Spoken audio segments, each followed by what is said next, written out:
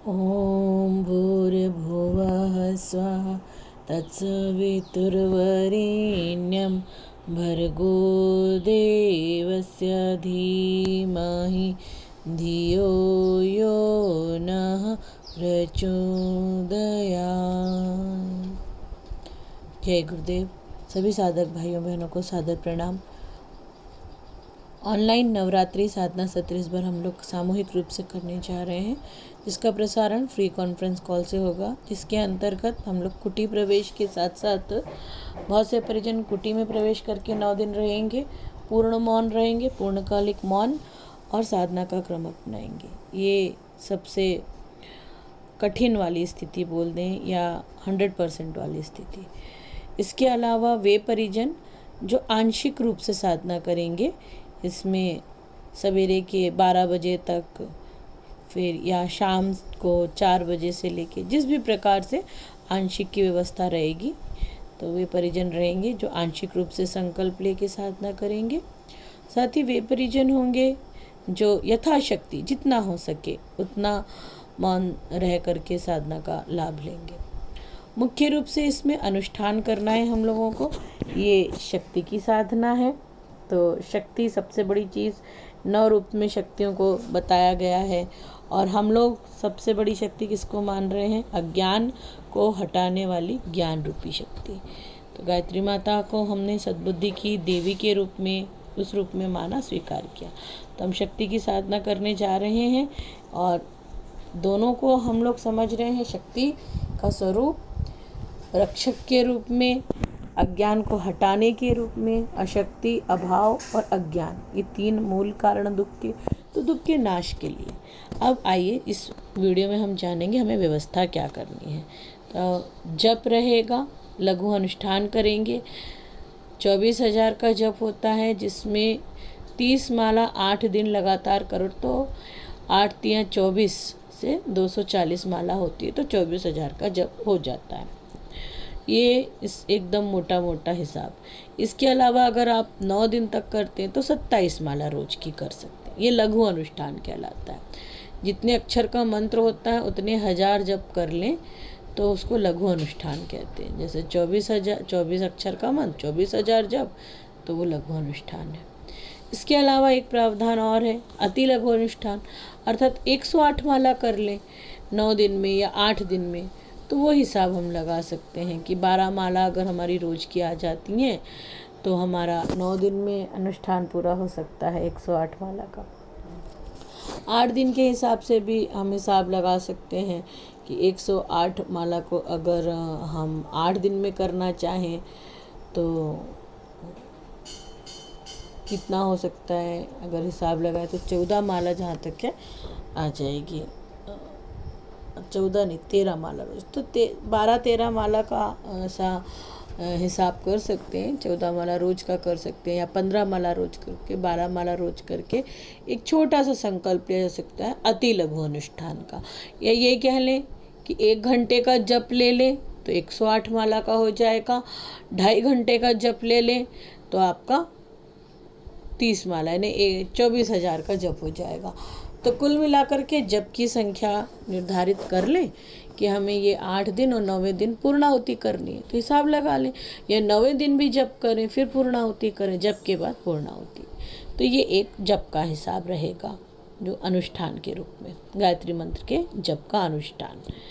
इसकी आप व्यवस्था करते हैं तो आप इसमें ध्यान देंगे कि अगली चीज़ जो है ये नवरात्रि साधना में कि हमको तैयारी करनी है, तो तैयारियों में एक चीज़ ये आएगी, आचमनी।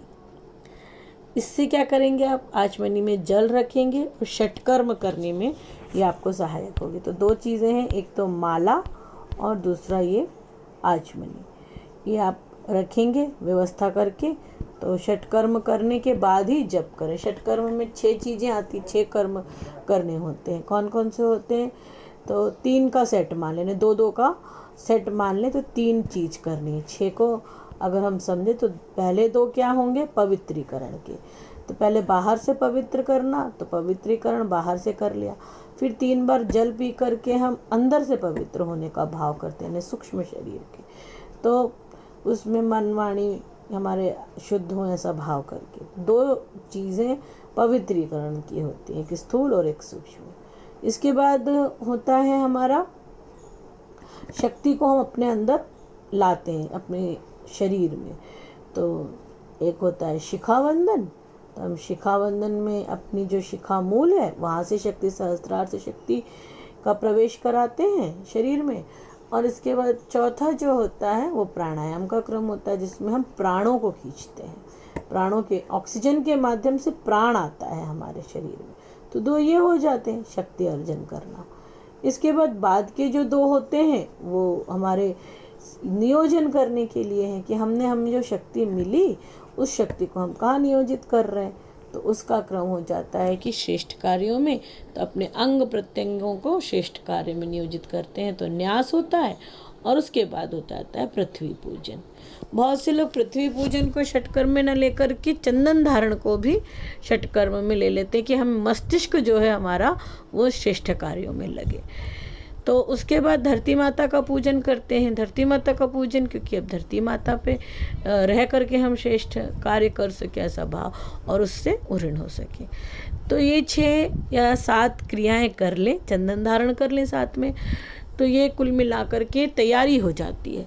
इसके बाद आवाहन करते हैं गुरु सत्ता का, गुरु का ध्यान कर लेते हैं। आवाहन हमारा पूरा हो जाएगा, पूरा आवाहन पहले ही दिन हो जाएगा, तो बार बार पूरा लंबा आवाहन करने की आवश्यकता नहीं है। हम विसर्जित तो नहीं कर रहे हैं, तो स्टार्टिंग में पहले दिन ही जो 16 तारीख को जो हम संकल्प लेंगे तभी आवाहन का क्रम हो जाएगा, कलश स्थापना वगैरह में हो जाएगा। मैं अभी और चीज़ें बताती हूँ। तो ये तो जप के सामान्य तरीके में आ गया। इसके अलावा आपको एक दीपक लगेगा, दीपक की व्यवस्था करके रखें कि ये पूरे 9 दिन भले अखंड ना लगे, पर कम से कम कोशिश करें कि सवेरे से लेकर के शाम तक, जब तक संध्या हमारी चलती है, साधना हमारी चलती है, तब तक जलता रहे। और अगर बुझ भी जाता है तो उसकी चिंता नहीं करना, उसके लिए परेशान नहीं होना, व्यथित नहीं होना। अगर अभ्यास है तो वो लोग कर लेंगे, इसलिए नंदी दीप की व्यवस्था रहे तो वो लंबा जलता रहेगा। और नहीं तो सतर्क होकर के तेल वगैरह, घी वगैरह जिसका भी आप लगाएं तो वो डालते रहें। जो जिस स्तर का करता है उस स्तर का संकल्प लेके कर सकता है दीपक के लिए।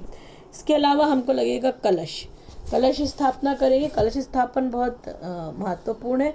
आप इसमें क्या करें, जब जल भरेंगे तो गायत्री मंत्र बोलते हुए जल भरें, और नीचे छोटी सी चावल की ढेरी, उसके ऊपर एक लोटा, और लोटे में जल आधा ही भरें। एकदम ऐसा ना भर दें कि नारियल सड़ जाए। अक्सर लोगों का नारियल सड़ जाता है, खराब हो जाता है। तो कोशिश ये करें कि नारियल ना उस पानी से स्पर्श हो, पानी टच करेगा तो वो पानी सोखेगा और वो सड़ जाएगा। उससे अच्छा है कि नारियल थोड़ा ऊपर हो, और पत्ते लगा दे। पत्ते भले ही पानी में डूब जाए तो उससे वो हरे बने रहते हैं, पर अगर नहीं डूबते हैं तो भी कोई दिक्कत नहीं, पत्ते बदलने पड़ेंगे, सूख जाएंगे तो बदल सकते हैं। लेकिन बहुत से लोग उसे बदलते नहीं हैं। जैसी भी आप लोगों की परंपरा है, अपने हिसाब से कर लें। अगर मन व्यथित होता है सूखा सूखा देख के तो बदल लें, कोई दिक्कत नहीं है। विवेक का इस्तेमाल करें, क्योंकि ये सारी चीज़ें पॉजिटिव एनर्जी, सकारात्मक ऊर्जा के लिए होते हैं। और जल आधा लोटा ही भरें, लेकिन मंत्र बोलते हुए, अभिमंत्रित करके उसमें सभी देव शक्तियों का हम लोग आवाहन करते हैं।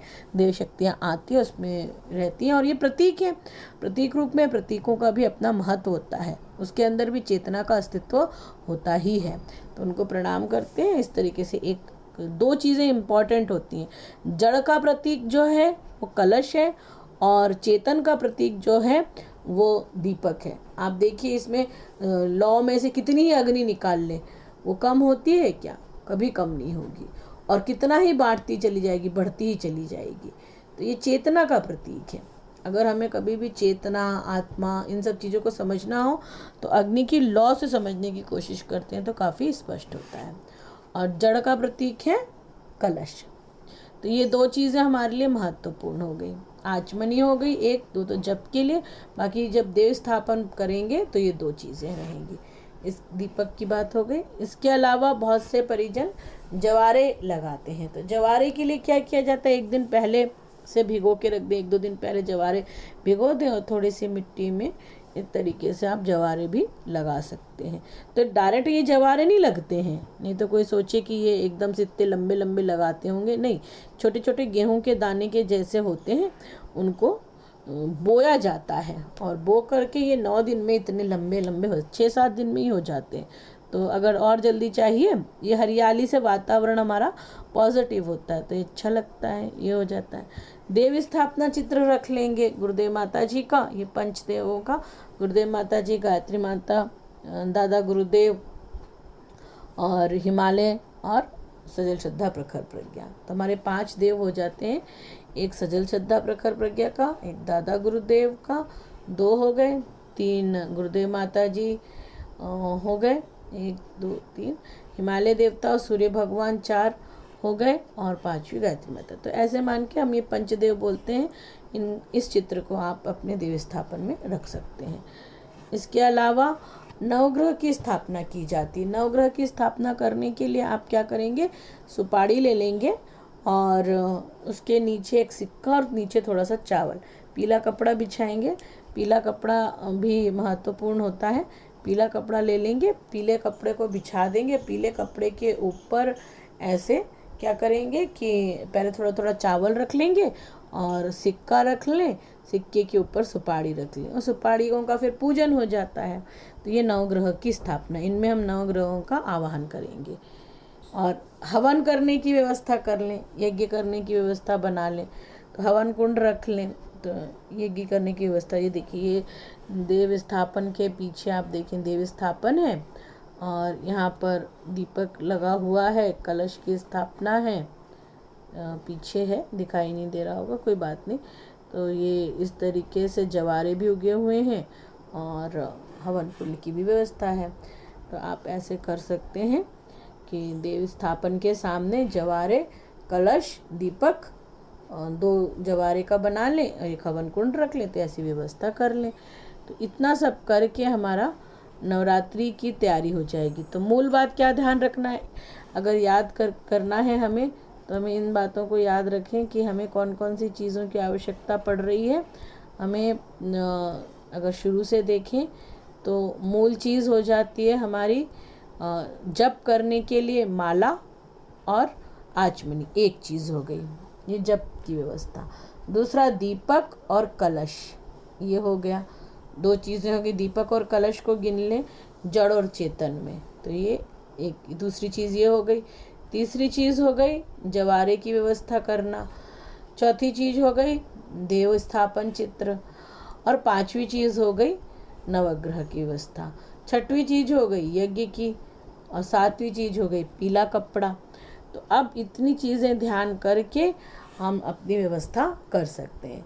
अब याद रखना, एक टेबल या चौकी ले लेंगे, चौकी के ऊपर आप पीला कपड़ा लगा दीजिए, पीले कपड़े के ऊपर आप नवग्रह की स्थापना एक कोने में या बीचों बीच कर लीजिए और पीछे देव स्थापन चित्र लगा लें, सामने ये जवारे रख लें और दीपक और कलश की स्थापना कर लें और अपना जप करने के लिए ये आचमनी रख लें और माला की व्यवस्था कर लें।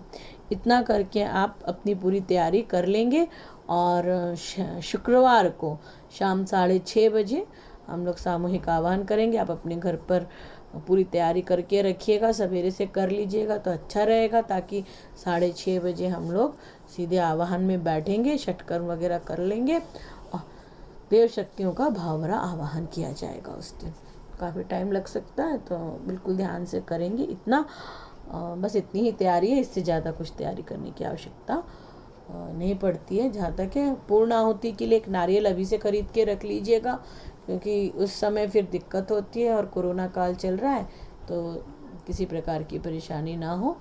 तो एक पूर्ण आहुति का नारियल लगेगा, हवन सामग्री रहे आप लोगों के पास तो हवन होता रहेगा। अगर हवन ना कर पाएँ तो दीपक रख लीजिएगा। फिर नहीं कर पाने वाली स्थिति में परेशान नहीं होना, सबसे पहली चीज़ यह है कि आप लोग किसी प्रकार से परेशान नहीं हो, मन शांत बना के रखें, यथाशक्ति संकल्प लें।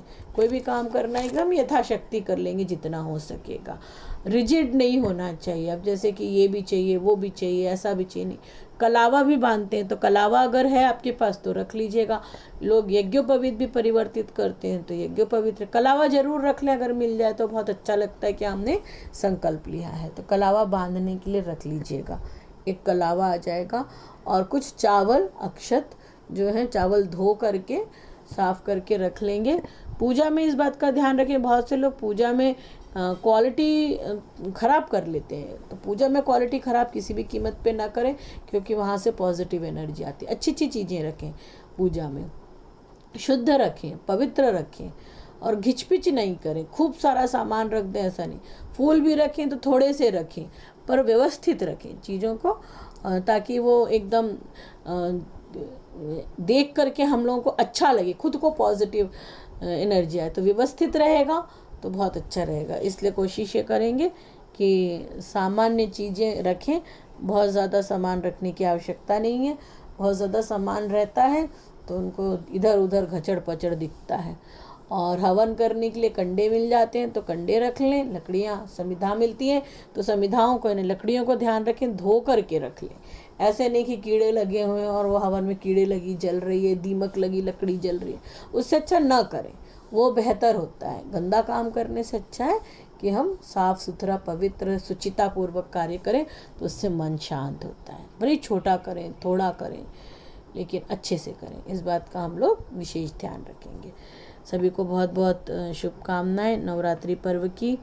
और हम लोग इस कार्यक्रम में सब लोग सामूहिक रूप से भाग ले रहे हैं, ये बहुत बड़ा सौभाग्य। परम पूज्य गुरुदेव वंदनीय माता जी को चरण स्पर्श प्रणाम, उनको बहुत बहुत कोटि कोटि धन्यवाद कि उन्होंने उनके तप का अंश हम सभी भाई बहनों को दिया और हम लोग इस कार्य को ऑनलाइन कर पा रहे हैं, विश्व स्तरीय कर पा रहे हैं, सबसे बड़ी बात है। तो आप सभी को बहुत बहुत बधाइयाँ, शुभकामनाएं।